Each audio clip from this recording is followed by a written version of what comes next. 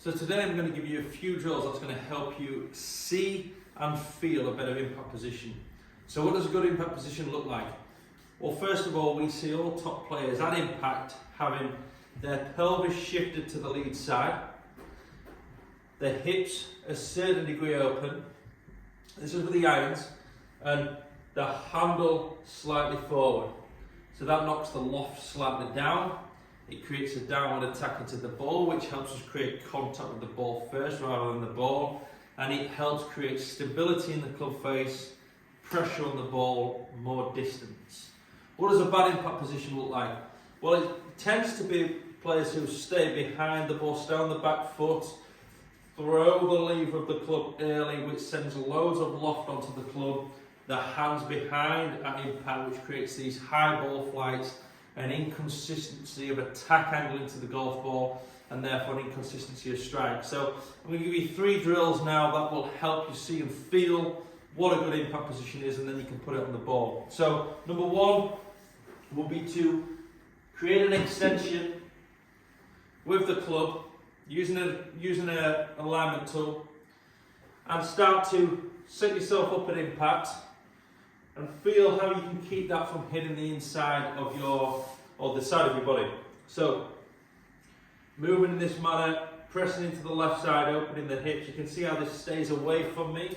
It's creating this extension in the lead side and this opening, so this rotation, open, and then you're going to try that on some half shots. Now when I see this on camera with a student who tends to flip, they will obviously hit themselves at first and then realign themselves so they can start to see some forward press of the hands at impact and start to rotate. Now, one thing I should mention is you may have a club face issue that's affecting this, so you need to sort out your club face first. If you've got an open club face, you're going to struggle and you're going to see a very inconsistent pattern with the ball. So the club face is the key thing first, but once you've established the club face position, is square throughout your swing, then we can start to work on these impact positions.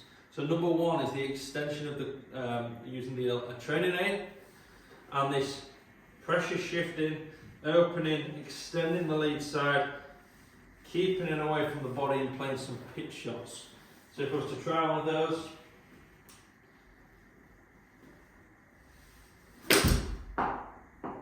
like so, and then feel that on the ball. Number 2 is the idea that you are trying to push a tyre or a bag forward using the club. So if I try this from face on first, if I put that bag there and I was told to push that bag forward, which has got some friction against the ground, then my first instinct is not to put my weight back and my hands behind the mass of the club head and try to push. This is not a very powerful, stable position.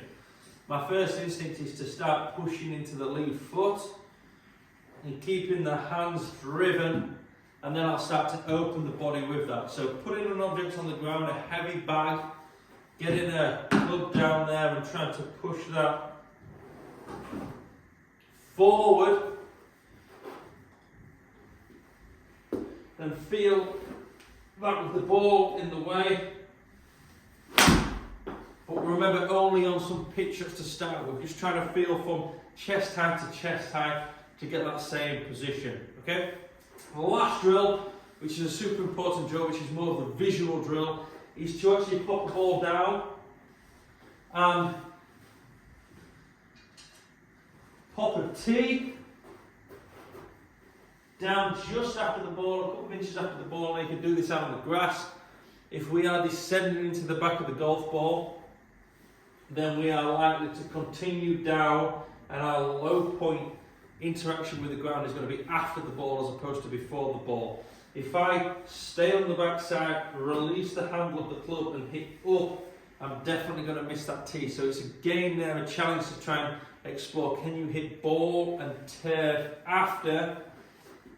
You're going to start realigning yourself to get your pressure left and open, and lead with the handle a little bit more,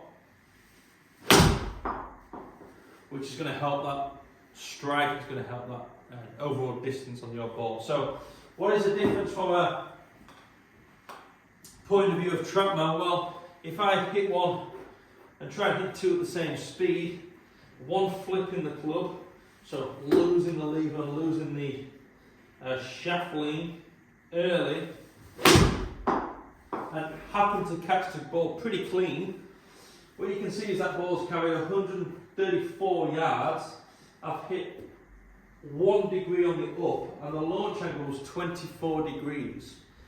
So it's gone 134 yards, swinging at a similar speed, but hitting down on the ball and getting that correct impact position.